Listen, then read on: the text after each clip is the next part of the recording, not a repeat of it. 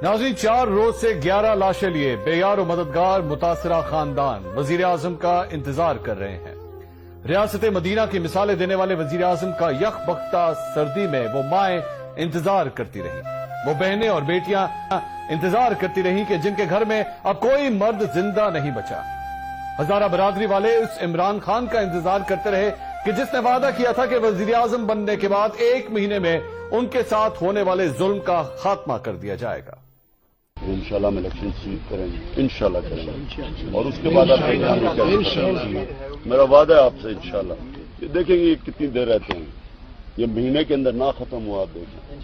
नाज़रीन, हजारा बरादरी उसी इमरान खान का इंतजार करती रही जो अब 2.5 साल से वजीर आजम है और उन पर जुल्म जारी है। आज ये हजारा बरादरी जो 4 रोज से अपने प्यारों की लाशें लेकर बैठे हैं, उसी इमरान खान का इंतजार करती रही कि जो माजी में कहा करता था कि जो लाशें लेकर बैठे हैं वजीर आजम उनके पास क्यों नहीं आते। आसिफ जरदारी इस मुल्क का सदर है, उसने अपने एक करप्ट आदमी को जो रेंटल पावर में है उसको प्राइम मिनिस्टर बनाया हुआ है। वो क्यों पावर में बैठा हुआ है?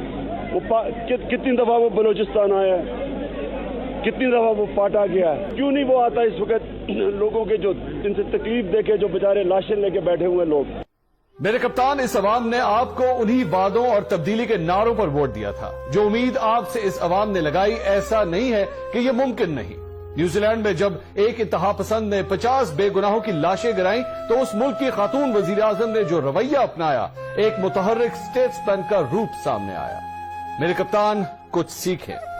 न्यूजीलैंड के वजीर आजम ने इस गैर मामूली साने के बाद अपने वजीरों को नहीं भेजा, बल्कि रंग और नस्ल और मजहब के तासुब को शिकस्त देने के लिए फौरी तौर पर खुद मुतासरा खानदानों के पास पहुंची, उन्हें गले से लगाया, उनकी दाद रसी की। मेरे कप्तान, कुछ सीखें।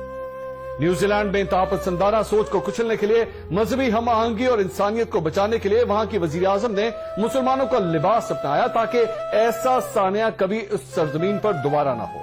मेरे कप्तान, कुछ सीखें। इस इंसानियत सोच वाक़े को बैरूनी अनासर की साजिश कहने के बजाय न्यूजीलैंड के वजीर आजम ने अपने किरदार और रवैये से साने के जिम्मेदारों को कैफरे किरदार तक पहुंचाकर लवाहिकीन को यकीन दिलाया कि वो इस मुल्क में महफूज हैं। मेरे कप्तान, कुछ सीखें। पार्लियामेंट के इजलास को तिलावत कुरान पाक से शुरू करवाकर जुम्मे के इज्तिमा में शरीक होकर आजान रेडियो पर नशर करने के गैर रिवायती फैसले करने से इस्लाम दुश्मन इस ज़हनियत को हमेशा के लिए कुचल दिया जिससे मुल्क को खतरा दोचार था। मेरे कप्तान, आप भी कुछ सीखें। कातिल के खिलाफ तमाम इदारों को ऐसे मुतहर्रिक किया कि कातिल के पास जुर्म कबूल करने के अलावा कोई रास्ता न बचा और पूरी दुनिया को साबित कर दिया कि दहशतगर्दी और इंतहापसंदाना सोच का ताल्लुक किसी भी मजहब से नहीं होता।